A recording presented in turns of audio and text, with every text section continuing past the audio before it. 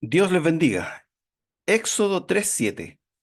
Si alguien lo quiere leer, le doy la oportunidad que lo lea. Amén. A hermana Gloria. Dios le bendiga. Dijo luego Jehová, bien, he visto la aflicción de mi pueblo que está en Egipto, y he oído su clamor a causa de sus exactores, pues he conocido sus angustias. Amén. Gracias, Señor, por tu palabra, Señor. Señor, gracias porque vemos, Señor, en este pequeño texto, en este versículo, Señor, que tú ves nuestra aflicción, que tú sabes, Señor, de nuestros dolores. Tú sabes, Señor, lo que estamos sufriendo, de nuestras angustias. Señor, y tú quieres, Señor, librarnos. Señor, bendice esta palabra, bendice mi vida y ayúdame a exponerla, Señor.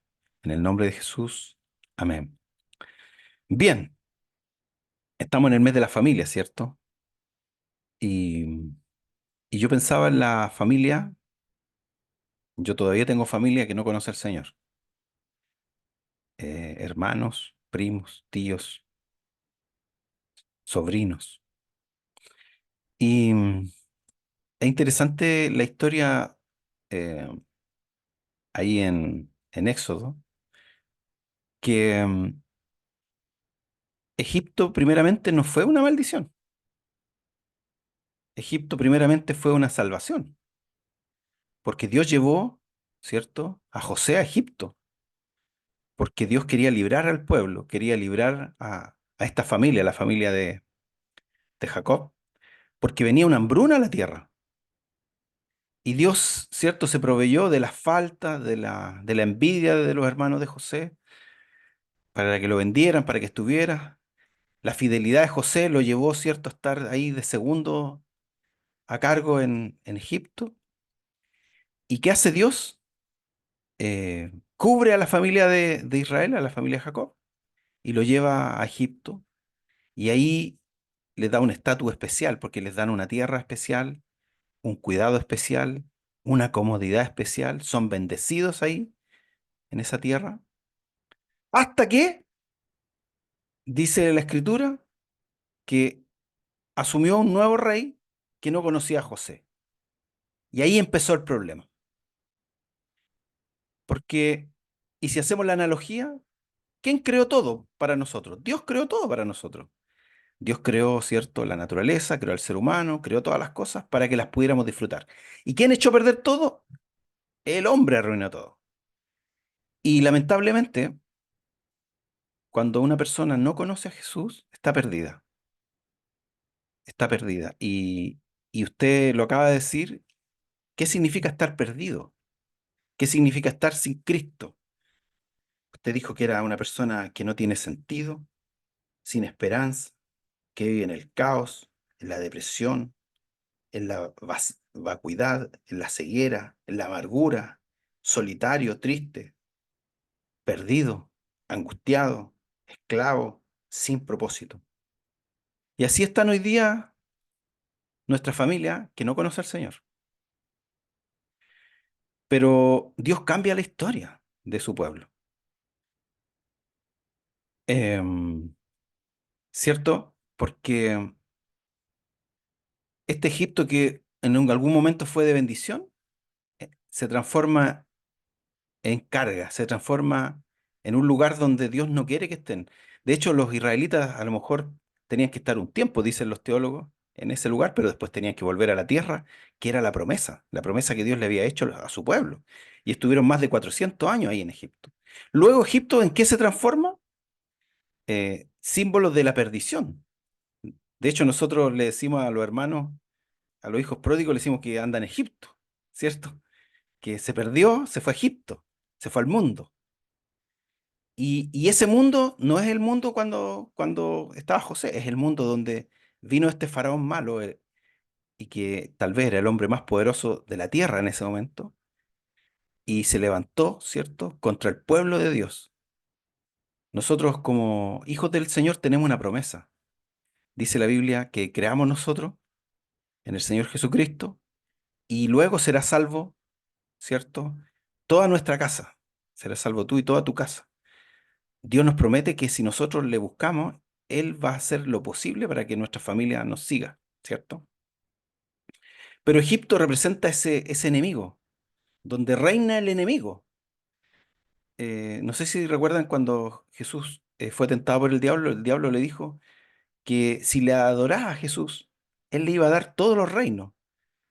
Y para nosotros el enemigo de Dios, que gracias a Dios no nos puede hacer nada, tentarnos solamente, eh, Él dice que tiene todos los reinos, se los ofrece a Jesús. Si postrado me adoras, te ofrezco los reinos. Y Egipto y el faraón son el ejemplo de esto, de este mundo perdido, de este mundo que ya no es una bendición, de este mundo que sin Dios está siendo gobernado, ¿cierto?, por el príncipe de las tinieblas. Aunque Dios tiene el control de todo, pero ese es eso que comenzó en la cruz. Dice que en la cruz Jesús venció a las potestades de las tinieblas, pero aún están activas. De hecho, dice, resistid al diablo, ¿cierto? Someteos a Dios, resistid al diablo, y él huirá de vosotros. Tenemos que someternos a Dios, resistir al diablo para que huya de nosotros. Eh, ¿Qué hizo Faraón cuando este faraón o este rey de Egipto que no conocía a José? Dice que se dio cuenta que el pueblo de Dios era fuerte y que estaban creciendo y que se estaban multiplicando. Entonces, él organiza un plan y su plan es debilitar al pueblo de Dios, es hacerlo menguar. ¿Y cómo lo hace? Mire, primero, dice ahí la Biblia, pone capataces a cargo de grupos y aumenta los impuestos y el trabajo. Éxodo 1:11. Yo se lo voy a leer. Dice, entonces pusieron sobre ellos comisarios de tributos, mire, para tributar, que los molestasen con sus cargas. Y edificaron para Faraón ciudades de almacenaje, Pitón y Ramsés.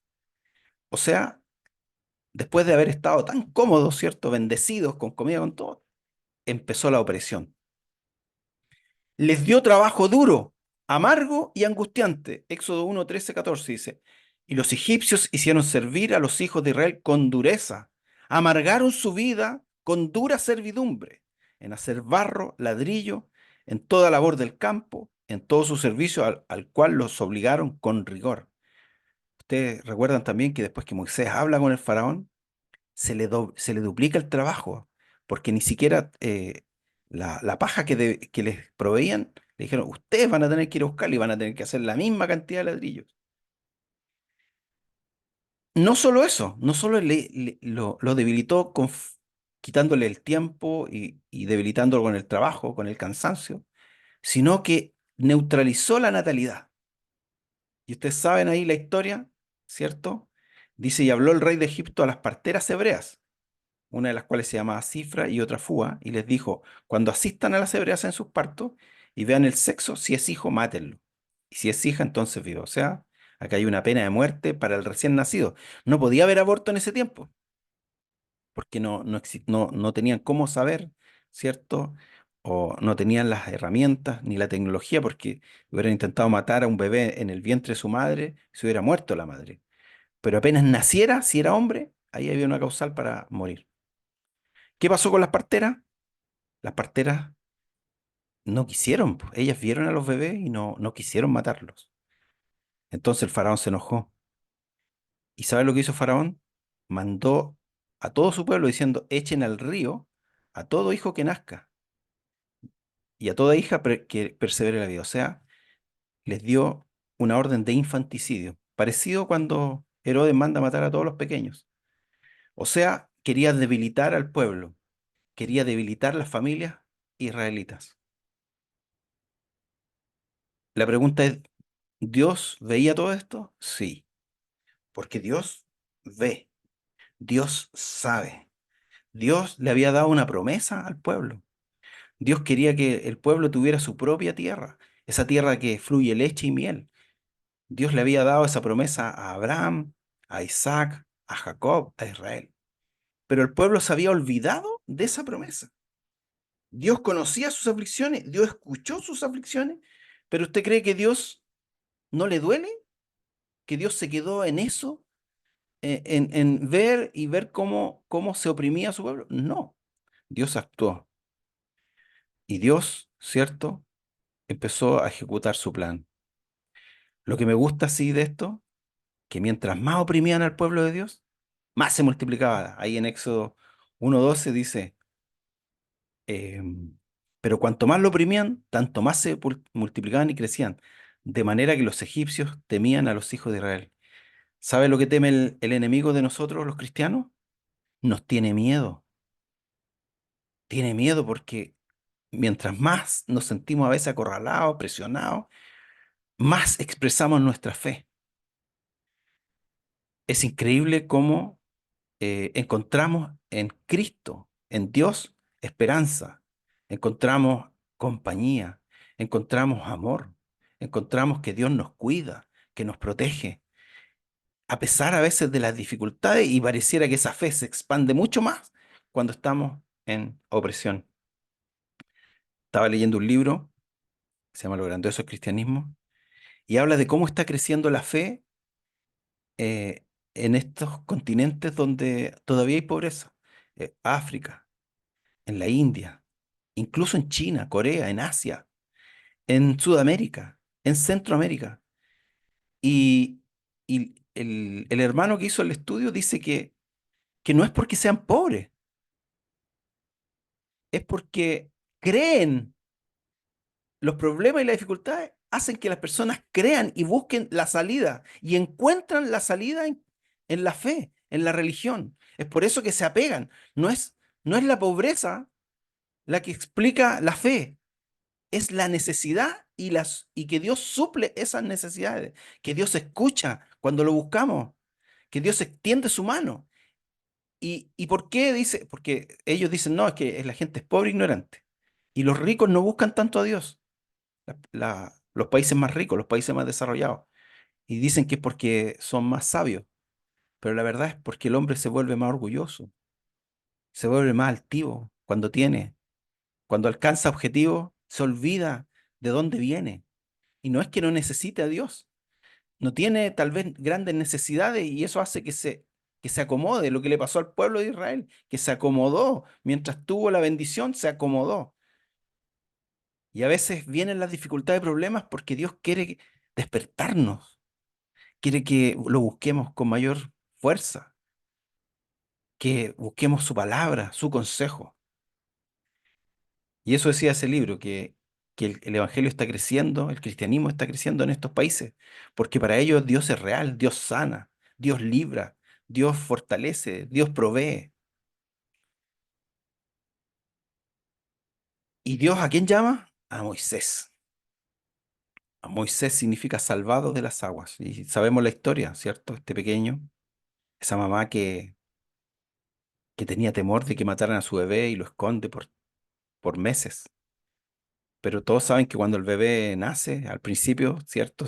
Toma su pecho y a lo mejor puede estar calladito, pero ya después de los 3 meses empieza a llorar, ¿cierto? Y se empieza a sentir, y yo creo que la mamá tuvo temor de que lo mataran y ideó este plan, ¿cierto? Para salvar a su hijo, de hacerle una canastita, ¿cierto? Con brea y mandó ahí lo fue a dejar al río y le pidió a su hermana mayor que lo cuidara, ¿cierto? Y, y la hija de Faraón lo encuentra.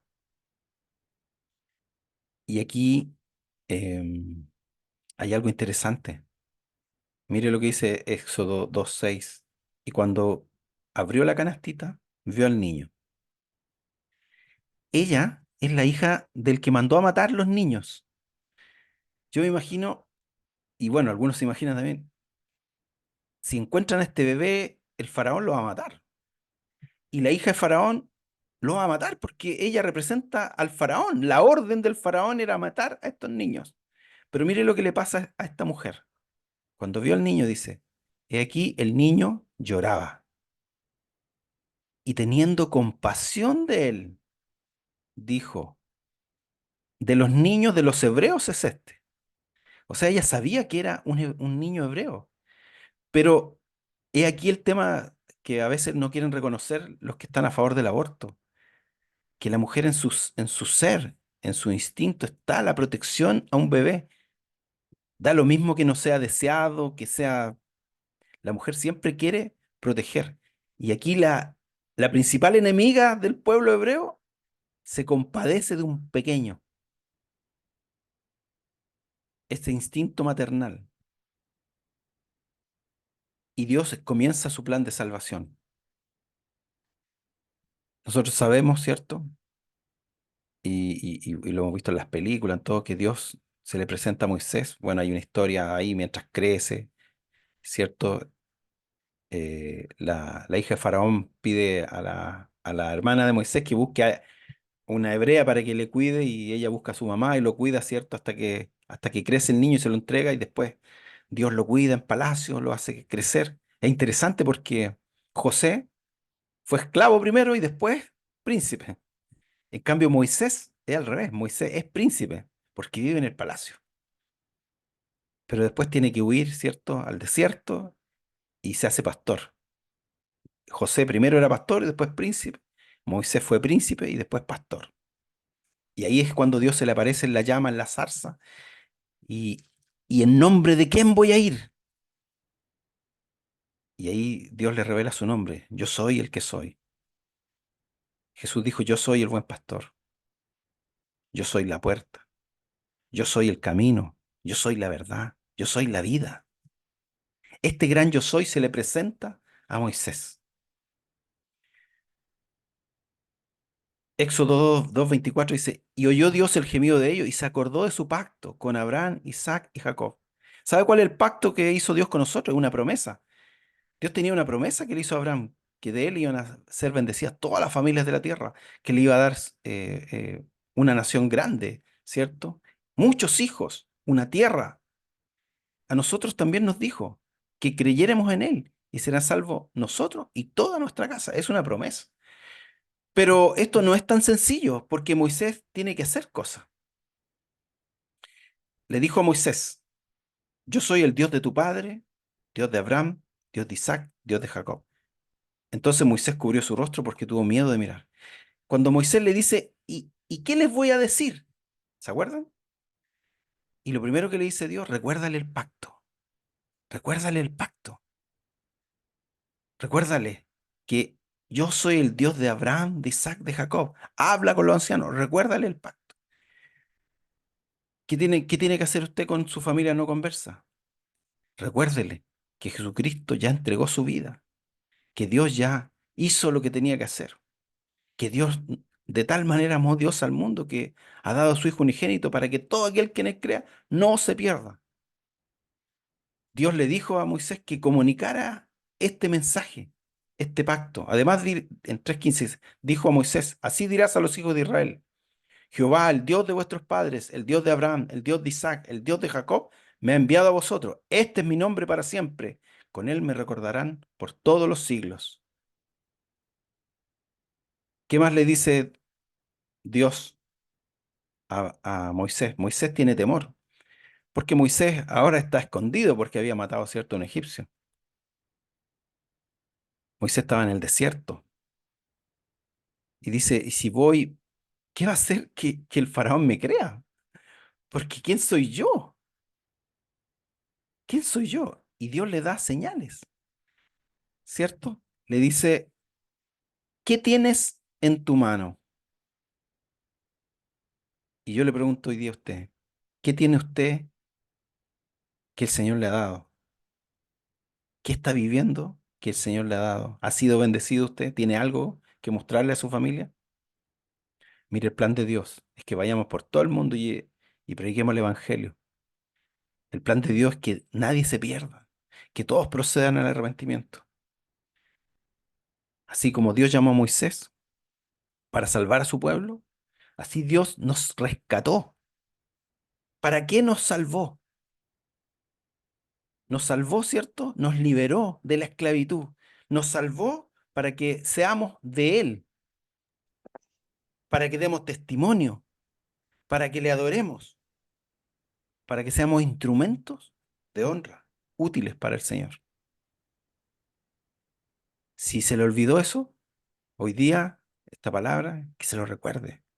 Usted es instrumento útil y aún hay personas en su casa, en su familia, cercana a usted, que están viviendo sin Dios. Y si hay algo que es terrible, y usted lo dijo, es vivir sin Dios, es vivir apartado de Dios. A veces pensamos que la gente por no tener a Dios, por ser terca, está viviendo bien, pero la verdad es que está viviendo vidas pobres, solas, tristes, porque no tienen sentido ni propósito. Así que le invito, así como Moisés, porque Moisés no quería ir, no quería hablar, trató de justificarse delante de Dios y así estamos nosotros a veces, justificándonos. Dios le dice, ¿quién hizo la boca? Yo hice la boca. Así que si usted es un hijo de Dios, usted tiene una misión. Si usted es un hijo de Dios, usted es un instrumento de Dios. ¿Para qué? Para llegar a aquellos que aún no le conocen. Señor, aquí estamos, Señor. ¿Cuántos, Señor, aún no te conocen? ¿Cuántos aún, Señor, no te ven reflejado en nosotros? Señor, yo te pido en nombre de Jesús que nos ayudes. Señor, hay muchos que aún se pierden. Hay muchos, Señor, que nos rodean y necesitan, Señor, esta salvación tan grande. Señor, tú te le apareciste a Moisés, Señor, y le diste la orden de ir. Señor, no nos comparamos a él, pero es la misma labor que tú nos diste, Señor, de ir y predicar el Evangelio, de llevar tu palabra, Señor, a los que no te conocen. Señor, ayúdanos a dar buen testimonio. Señor, recuérdanos, Señor, dónde estábamos, Señor, para poder ir, Señor, y decir, Señor, que tú tienes un plan, un propósito, que tú le das sentido a nuestra vida. Señor, recuérdanos que tú eres el gran yo soy, que está siempre presente, que nos acompaña siempre. Señor, gracias por tu palabra. Bendice a mis hermanos conectados y a través de ellos llega, Señor, que esa luz, Señor, alumbre, Señor, que se levante esa luz, Señor, que no se esconda. En el nombre de Jesús. Amén y amén.